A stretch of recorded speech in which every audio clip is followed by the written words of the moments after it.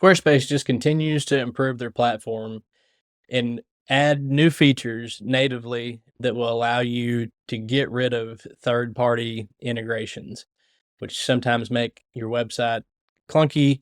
They can make the experience clunky for you and just give you one more system to have to manage. This time they've done that with being able to upload files to your contact forms. Hey, I'm Bryan with Abound Web Design here with another Squarespace tutorial for you. This time, like I said, on file uploads in your contact forms. Before we get into that though, I want to remind you about a free resource that I have for you. If you're getting ready to build a website, or even if you're getting ready to hire a web designer, there are some things that you need to have ready to go to make the process a little bit smoother. And that's why I've created a free downloadable PDF on the 5 key considerations for building your website. This will just give you a little checklist of things to get ready that will make the process a little bit smoother for you. Now, you can find that in the description of this video, but that's enough about that. So, file uploads on your contact forms can be used for all kinds of things. Some things that come to mind would be like if you're trying to hire out a position in your company and you'd like for people to fill out the contact form and upload a resume.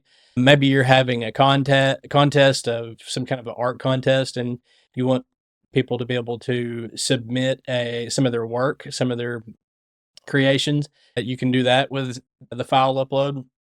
Really, just the sky's the limit. You can think of all kinds of reasons why someone might want to be able to have files uploaded to their website. Okay, so we're here on my demo website, and the first thing you're going to want to do is get the contact block added. I already have one, and so I'm going to use that for the demonstration purposes, but if you didn't have one, all you would have to do is go into edit mode, and then you can get it added wherever here. Like if we wanted to add it to this section here, you're going to go to the add block, and then it's a form block, and you could move it over here.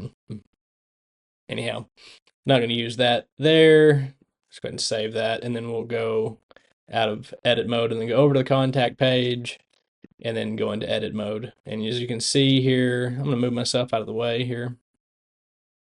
But we have a contact form, a form block here already. So I'm going to click on that and then hit the pencil and move. Let's see. So we have different choices here. So the content of the form, and the contact form name, the form name, which is a contact form, what the button says down here. So you could click that and change it to whatever you wanted, and then edit the form fields. And that's what we're going for here. Right now, we just have a name, an email, a subject, and a message field in there. And so we want to add the field of a file upload.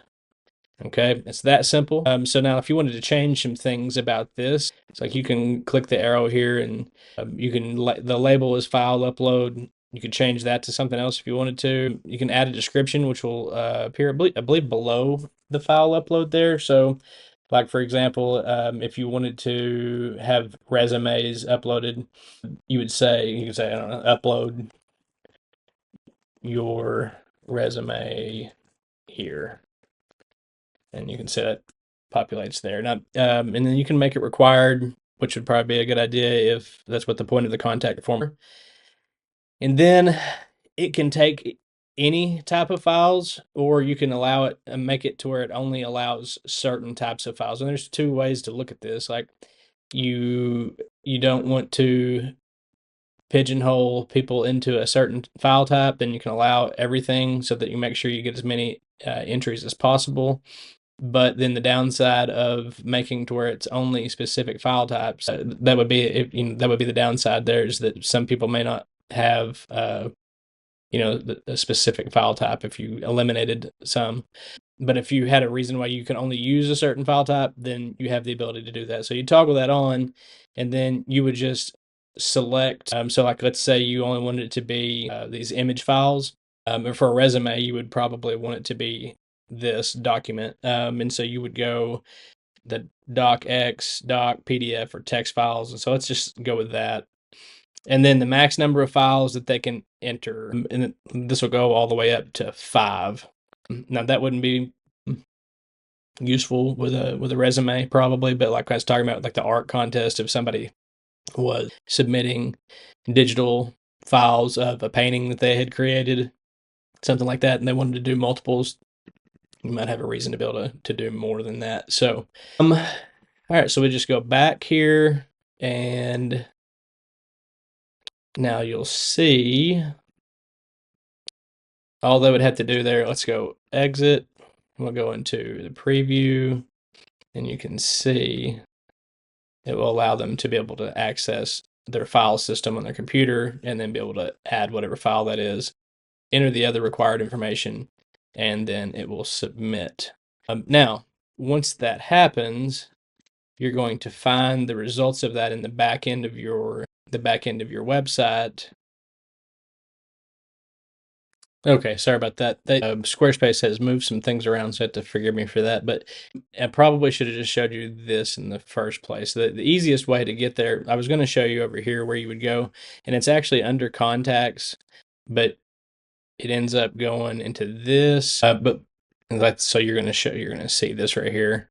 But the easiest way to get there that you probably won't have to worry about, like if Squarespace makes updates, it's still going to be in this one place, is if you go into your form there and then you go into your storage and then you just click this arrow here for manage submissions, and then you'll see it pulls up contacts, list, and segments, and then you'll see the first name, last name, their email, and then any of the forms that they uploaded to you.